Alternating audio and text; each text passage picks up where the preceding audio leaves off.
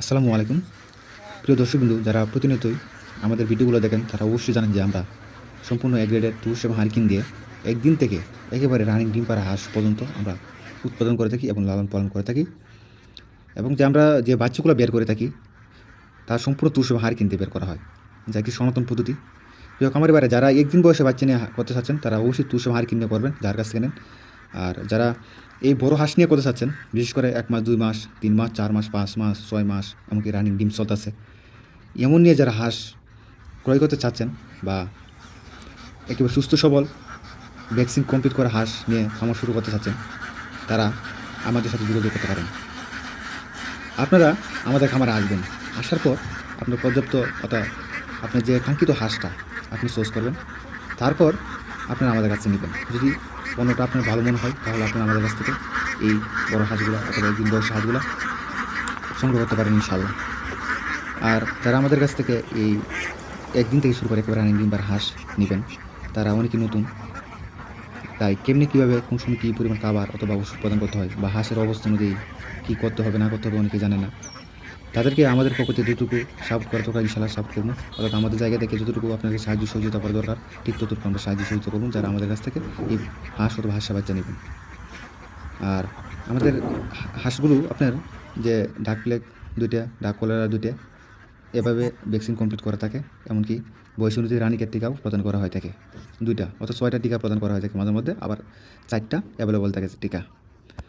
তাই যারা আসবেন তারা আমাদের লোকেশন হচ্ছে নেত্রকোনা জেলা, মধুর উপজেলা, কুটিরগুনা গ্রাম।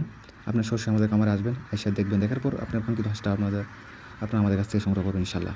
আর যারা বোর্ডিং কমপ্লিট করা বলতে 5 দিন, 10 দিন, 15 দিন, 20 দিন, বিশেষ করে 10 দিন, 15 দিন, 20 দিন বয়সে বোর্ডিং কমপ্লিট করা বাচ্চাগুলো আমাদের কাছে সবচেয়ে বেশি অ্যাভেলেবল থাকে।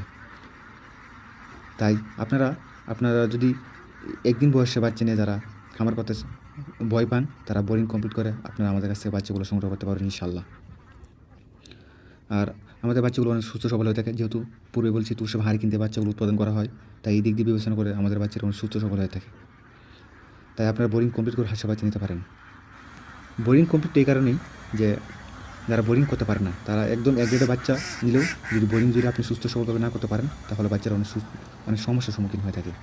আর বোর্ডিং বিষয়টা হচ্ছে এমন যে আপনি যদি বোর্ডিং করতে পারেন, যদি বাচ্চাটা যদি নর্মালও হয়ে থাকে তাহলে বাচ্চাটা অনেক সুস্থ সবল হয়ে থাকে। কারণ একটা হাঁস সবচেয়ে উপযুক্ত সময় হচ্ছে আপনার বোর্ডিংকালীন সময়টা। যারা বোর্ডিংকালীন সময়টা সবচেয়ে সুন্দরভাবে আপনারা দিতে পারবেন, তাহলে হাঁসটা আপনার অনেক রোগ প্রতিরোধমুক্ত এবং সুস্থ সবল হয়ে থাকে। তাই এই দিক দিয়েও আপনারা বিবেচনা করে আপনার বোর্ডিং কমপ্লিট করে হাঁসের বাচ্চা আপনারা আমাদের কাছ থেকে সংগ্রহ করতে পারবেন ইনশাআল্লাহ। আর যারা আমাদের এই চ্যানেলটিকে সাবস্ক্রাইব করেননি, তারা আমাদের এই চ্যানেলটিকে সাবস্ক্রাইব করে আপনারা আমাদের সাথে সংযুক্ত থাকতে পারেন। কারণ হাঁসের দাম সংক্রান্ত, হাঁস রোগবালাই সংক্রান্ত বা হাঁস সম্পর্কে নানান তথ্য প্রদান করার জন্য আমরা আমাদের ইউটিউব চ্যানেলে ভিডিও আপলোড করবো ইনশাআল্লাহ প্রতিনিয়তই। তাই আপনারা এসব বিষয় উপর বিবেচনা করে যদি আপনারা আমাদের চ্যানেলটিকে সাবস্ক্রাইব করে রাখতে পারেন।